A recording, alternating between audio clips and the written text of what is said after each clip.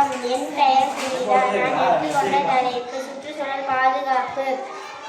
இன்று என் உரையை கேட்கும் பார்த்து கூடி வந்துள்ள பெரியவர்களே, தாய்மார்களே, தந்தைமார்களே, என் தோழர்களே, தோழிகளே, அனைவருக்கும் என் இனிய காலை வணக்கங்கள். இன்று உங்கள் முன் பேச வந்தடையம் சுற்றுச்சூழல் பாதுகாப்பு.